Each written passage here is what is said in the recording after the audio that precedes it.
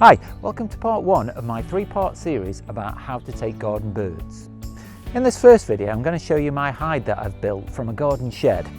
In the second part I'm going to talk about setting up feeding stations and perches, and in the final part I'm going to give you some tips on how to actually take pictures of the garden birds. I began taking pictures of garden birds about 7 years ago, so I've had quite a lot of experience that I'd like to share with you in these series of videos. My first attempts at taking garden birds were from a tent in the back garden, just a standard two-man tent, and I used that as a hide, and I ended up getting some quite good pictures that I'll put on the screen now.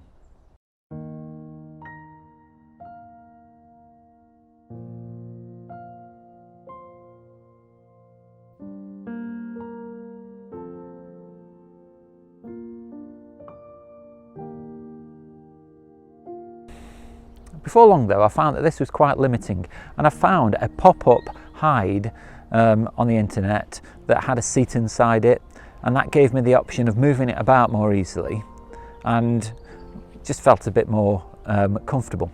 So while I was sat in this pop-up hide, I started thinking about how I could make the experience a lot better, and so I started thinking about improving the perches, which I'm going to talk about in the second video. But then I also thought there must be a better way, and a more comfortable way, of creating a hide. And I did go to a local bird sanctuary, and they'd got a hide that was built in a garden shed, and I thought that's a great idea, so I'm going to copy it. And this video I'm going to show you how I made that. This is my hide. It's a fairly cheap garden shed, and I've spent the last couple of days just giving it a lick of paint and bringing it back up to spec, because it got a bit neglected over the last few years. So I'm going to show you around the shed just to give you an idea of how I've done some of the conversions to make it into a bird hide. So for the most part, on the outside it looks like a fairly ordinary garden shed, but you can see on the front here I've added some windows, 2 of them, and some ports that can be taken out to allow the camera to go through. Over there is where the birds feed and the perches are put, but I'll show you that in video number 2.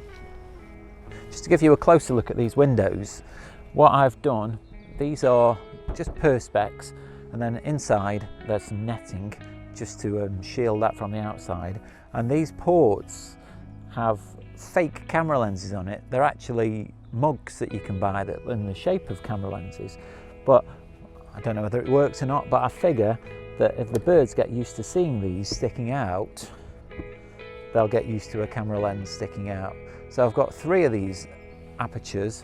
There's one here on the front, or the side rather, looking in that direction, and then we've got 2 here on the front pointing towards where the birds feed. Just give you a closer look at how I've made these inserts that go into the apertures. Basically all it is 2 pieces of plywood just fastened together, and then there's a rim of wood around the outside just to stop the thing falling through, and then this lens is stuck on the front with a bolt, and then that just slides in to the hole to stop the weather coming in, and to hopefully fool the birds into thinking there's a lens there all the time.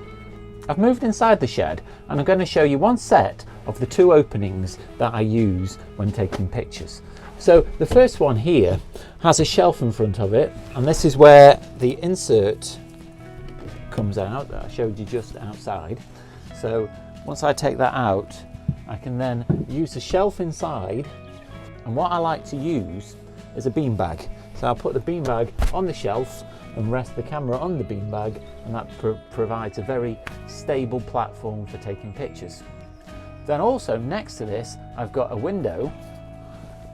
Now if I lift up this netting, I can get a very good view of the perches outside, or I can drop this to provide a bit more privacy to stop the birds seeing me if some are very skittish, and that little bit of netting really does help.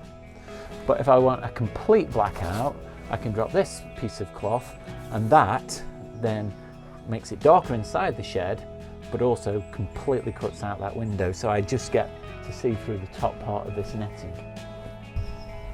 This is my second station, and actually the one I prefer to use. I've got the same setup as the other window, so again I've got the shelf to put the camera on and the aperture to stick the lens through, and another window with more netting on.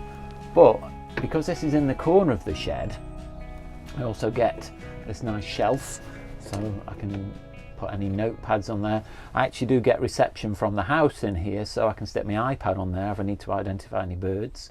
I can stick my brew on there if I want to bring a cup of tea out. But I've also got here a whiteboard. I'll take a picture of this. This is where I record all of the species that I've seen so far. I think I'm up to about 36 species that I've seen out here in the paddock. The other thing I've got in the shed is all the feed that I give to the birds. So they're stored in 50-litre containers. Buy it in bulk, so I've got Niger seed, sunflower hearts, and then mixed seed as well. I also put out suet pellets, but I'll talk more about feeding in the second video.